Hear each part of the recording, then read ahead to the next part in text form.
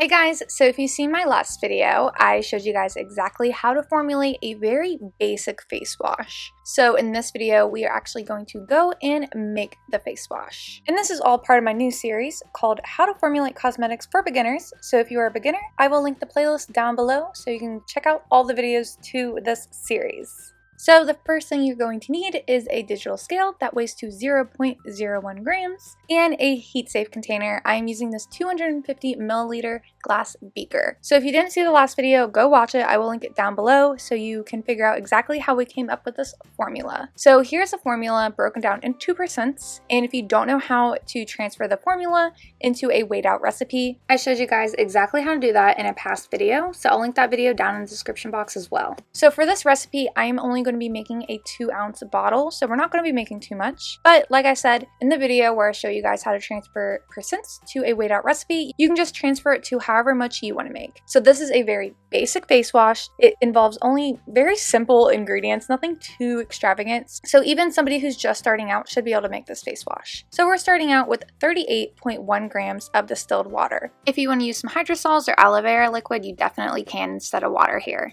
Next, we're going to be using 3 grams of vegetable glycerin, and that is all we're using for our water phase. So go ahead and place your beaker to the side and grab another heat safe container. Again, I'm just using a 250 milliliter beaker, and this beaker is going to be for our oil phase. And I'm just using 6 grams of olive oil, which you can use any carrier oil you would like.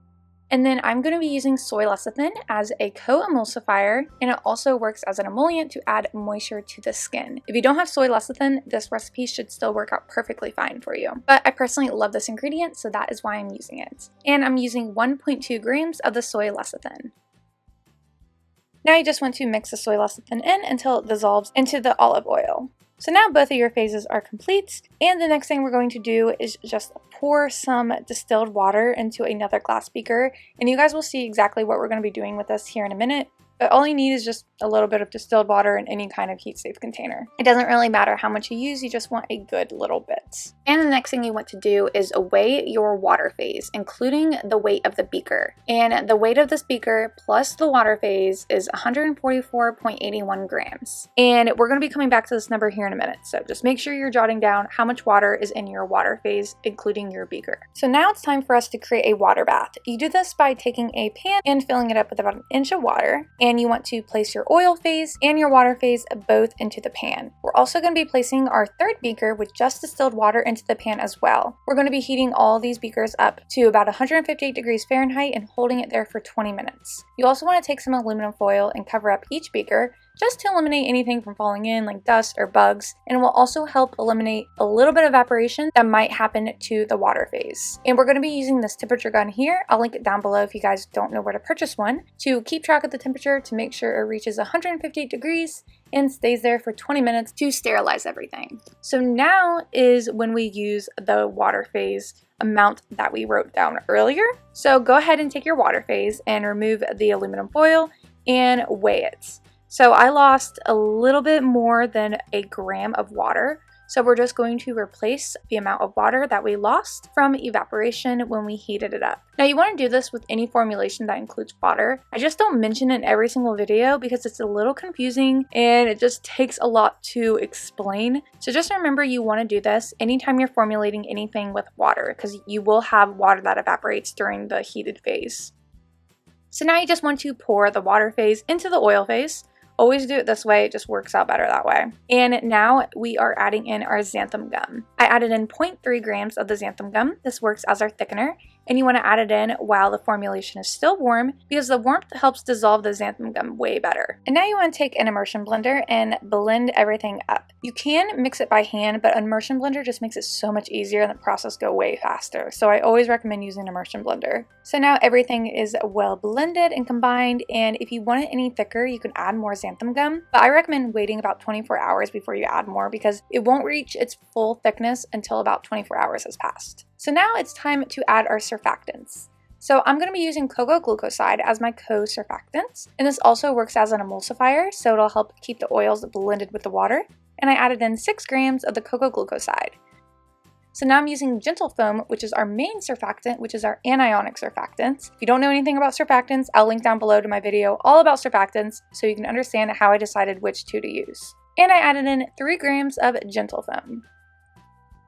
Now you just want to gently mix in the surfactants, trying not to create any foam or lather because these foam up pretty easily, which is why we added them after we mixed the formulation up with the immersion blender. So now it's time to take the pH and balance out the pH. This is really important for our preservative because every preservative is pH sensitive. So you want to make sure you have a pH in between the pH levels that your preservative is active. And I balanced mine out to 5.5. And if you don't know how to balance pH levels, I will link down below to a video that shows you guys exactly how to do that. So once it has reached around room temperature, you can add in your preservative. Some preservatives are more heat sensitive. This one actually isn't too heat sensitive. I'm using Lewis Lytle SF Complete, and I added in 2.4 grams of the Lewis Lytle SF Complete, but you can use whatever preservative you want. Just make sure you're using it in between the suggested usage rate. So now we are finished and it's all time to bottle up our face wash.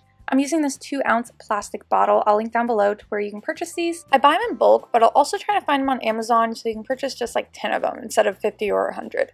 And then I created a little customized label. If you don't know how to make labels, I will link to that video as well down in the description box so you guys can figure out how I make my labels and how I waterproof them. So I do hope you guys enjoyed this really simple, basic formula. If you want to make this face wash any thicker, go ahead and use 1% xanthan gum. My favorite is around 0.5%, but you can do it however you want to do it. And if you guys didn't see my last video where I show you guys how to formulate a face wash yourself, then go over and watch that video so you can figure out how we came up with this recipe. Before this video comes to an end, I want to give a special shout out to herbalist Tracy, who owns Essence of Nature over on Etsy. She sells all kinds of natural homemade skincare products, and they're all really unique. She has some products I haven't seen anywhere else, so go over there and check out her shop. She has so many great things, great customer service, and I'll have a review for her products coming very soon. Next up is Musical Mood Ring, who owns Stardust Bath and Body. She doesn't have her website up yet, but you can totally go over to her Instagram and follow her over there and see what products that'll be coming very soon. But head on over to her website, Stardust Bath and Body, put in your email address, that way you can be notified right when her website goes live. And last but not least is Nature's Farm Girl. The owner of the shop is so sweet, and her and I chit chat all the time. So definitely go over there and check out her website and show her some love. She has so many different products over there, and I'm sure you'll find something you love. So if you want to be mentioned on my channel, then hop on over to my Patreon and subscribe to my shout out tier. Not every single tier will get you a shout out, but I do appreciate any support that I get over on my Patreon. But if you're looking for a shout out and an opportunity to have a link in my description box, make sure you are part of the shout out tier. Thank you all so much for your support over on my Patreon. It means so much. So I do hope you guys are enjoying this series of how to formulate cosmetics for beginners. Let me know if you have suggestions for any other videos in this series. And I'll see you guys next time. Bye.